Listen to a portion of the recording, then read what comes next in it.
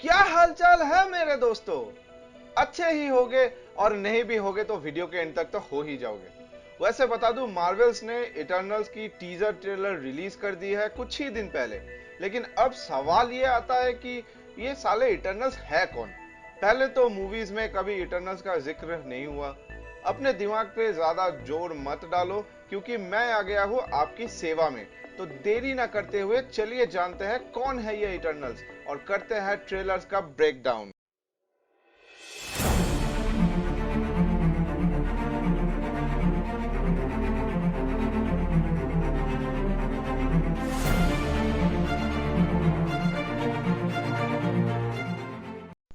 पहले ही बता दूं, वीडियो थोड़ी लंबी होने वाली है, क्योंकि इटर्नल्स के बहुत सारे कैरेक्टर्स हैं जिन्हें मार्वल ने अचानक से सबके सामने पेश कर दिया। तो बने रहिए वीडियो के एंड तक। शुरू करने से पहले जरा लाइक, सब्सक्राइब और बेल बटन को भी दबा दो यार। इटर्नल्स हमें पहली बार दिखे थे इटर्नल इशू 1 जुलाई 1976 में, जिसे बनाया है कॉमिक्स के देवता जैक कर्बी ने। जैसा कि कॉमिक्स में बताया गया है कि करोड़ों साल पहले जब पृथ्वी पे एप्स रहते थे, तो एक दिन सेलेस्टियल्स का मन किया कि चलो अर्थ पे जाते हैं और इन पे एक्सपेरिमेंट्स करते हैं। सेलेस्टियल्स को मार्वल में सबसे पुरानी और पावरफुल बीइंग्स मानी जाती है। सेलेस्टियल्स कॉस्मिक एंटिटीज है जो मूवी में भी दिख चुके हैं। गार्डियन ऑफ द गैलेक्सी में दिखा था ईसॉन द सर्चर पावर स्टोन के साथ और एक पूरा प्लैनेट डिस्ट्रॉय करते हुए। नोवेयर, जहां पे एक सेलेस्टियल का सर माइनिंग किया जाता है। और guardian of the Galaxy volume 2 में स्टार लॉर्ड का फादर ईगो भी एक सेलेस्टियल था, जिसने एक पूरा प्लैनेट बना लिया था सिर्फ अपने लिए। एप्स पे एक्सपेरिमेंट करने के बाद पैदा हुए कुछ अजीब से क्रिएचर्स, जिसे डेविएंट्स का नाम मिला। डेविएंट्स का नेचर बहुत ही डिस्ट्रक्टिव है और हमेशा चेंज होते रहता है। इनका सारा ध्यान सिर्फ लड़ाई झगड़े पे और दूसरे स्पीशीज को डिस्ट्रॉय करने पे लगा रहता है। तो इसके बाद सेलेस्टियल्स ने अपनी गलती सुधार के बनाई इटर्नल्स और ह्यूमंस को। इटर्नल्स अच्छे दिखने वाले पावरफुल बीइंग्स है, जिन्होंने ह्यूमंस के सिविलाइजेशन में काफी मदद की। इटर्नल्स को कॉमिक्स में चाइल्ड ऑफ गॉड भी बोला गया है और ह्यूमंस को बैलेंस्ड, मतलब लड़ाई झगड़ा और पीस दोनों काम प्रैक्टिस करने वाले, और इसीलिए इटर्नल्स बीच बीच में अर्थ पे आके ह्यूमंस की मदद भी कर देते हैं और खुद पहाड़ों के ऊपर छुप के रहते हैं। एक इंटरेस्टिंग बात है कि थैनोस भी एक इटर्नल था, लेकिन उसमें म्यूटेशन की वजह से डेविएंट जीन्स आ गए और वो डेविएंट्स की तरह दिखने लगा।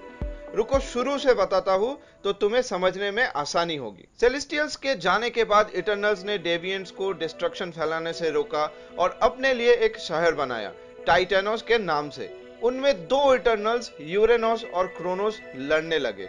यूरेनोस मानता था कि उन्हें पूरी दुनिया पे राज करना चाहिए, लेकिन क्रोनोस शांति प्रिय था और टाइटन पे ही रहना चाहता था। यूरेनोस और क्रोनोस के बीच बड़ी लड़ाई हुई और यूरेनोस अपने फॉलोअर्स को लेके हार गया। हारने के बाद यूरेनोस को उसके साथियों के साथ टाइटेनोस से बहिष्कार कर दिया गया और दूसरे जगह भेज दिया गया। यूरेनोस सैटर्न के एक सैटेलाइट टाइटन पे जाके बसता है और क्रोनोस के साथ अपनी दुश्मनी को बरकरार रखता है। उधर टाइटेनोस पे क्रोनोस अपने दोनों बेटे जूरस और अलारस को अलग कर देता है ताकि कोई और वार ना हो। जूरस अर्थ पे ही रहता है और अलारस टाइटन आ जाता है। अलारस के फिर दो बेटे होते हैं। पहला बेटा सुपर हीरो बनता है स्टार फॉक्स और दूसरा बेटा बनता है विलन, मतलब कि थैनोस। इसके बाद इटर्नल्स की काफी सारी सीरीज निकल चुकी है, लेकिन मूवी के ट्रेलर के साथ अभी तक कोई रिलेशन नहीं दिखाया गया है। चलिए अब चलते हैं ट्रेलर के ब्रेकडाउन पे। जब वीडियो देखते हुए इतना आ ही चुके हो तो बाकी भी देख लो, तुम्हें ही मूवी समझने में आसानी होगी। ट्रेलर के शुरू होते ही दिखता है एक स्पेसशिप आते हुए और नीचे कुछ लोग, जिन्हें शायद अभी सिविलाइज होना बाकी है। शिप के अंदर है सर्सेई और इक्रिस। इक्रिस को आप इटर्नल्स का सुपरमैन भी बोल सकते हो। इक्रिस का मेन पावर है आंखों से लेजर जैसी बीम छोड़ना। इक्रिस के कैरेक्टर प्ले कर रहे हैं रिचर्ड मेरिन। हाँ, वही जीओटी वाला रॉब स्टार्क। सर्सेई और इक्रिस का एक लव एंगल भी है, जो कि बाद में एक लव ट्रायंगल में बदलेगा ब्लैक नाइट के साथ। ब्लैक नाइट को डायरेक्टली तो दिखाया नहीं गया है, लेकिन ट्रेलर में किट हैरिंगटन तो दिख रहे हैं, जो ये रोल निभाने वाले हैं, और ये भी अपने स्टार्क ही है, जॉन स्नो। सरसे के तो बड़े मजे हैं। एक ही मूवी में दो भाई दो स्टार। थीना के कैरेक्टर में हमें दिखेंगी एंजेलिना जोली। थीना इटर्नल्स में सबसे स्किल्ड फाइटर है और कॉस्मिक एनर्जी से अपने हथियार बना सकती है। फिर दिखती है सलमा हायक की कैरेक्टर एजक। वैसे तो कॉमिक्स में एजक एक लड़का है। फिर है फैस्टोस, जो कि इटर्नल्स का इंजीनियर है और चीजें बनाता है। ट्रेलर में एजक बताती है कैसे उन्होंने ह्यूमंस को सब सिखाया है, लेकिन सरसे को ह्यूमन से थोड़ा ज्यादा ही लगाव है क्योंकि वो बीच बीच में उनके साथ रहने भी आ जाती है। एक और कैरेक्टर है मक्कारी, जो कि एक स्पीडस्टर है, फ्लैश और क्विक सिल्वर की तरह। गिलगामेश का मेन पावर है सुपर स्ट्रेंथ और वो इटर्नल्स में सबसे स्ट्रॉन्ग है। गिलगामेश का कैरेक्टर प्ले किया है डोंग सेओक ने। स्प्राइट और ड्रूग थोड़े इंटरेस्टिंग कैरेक्टर्स हैं। स्प्राइट एक छोटे बच्चे की तरह दिखता है और उसे सब बच्चे जैसा ही ट्रीट करते हैं। स्प्राइट भी इसका काफी फायदा उठाता है। ड्रूग के साथ बाकी इटर्नल्स का रिश्ता कुछ खट्टा मीठा है और उनके साथ बीच बीच में लड़ता रहता है। अब आते हैं last but not the least Kingo पे।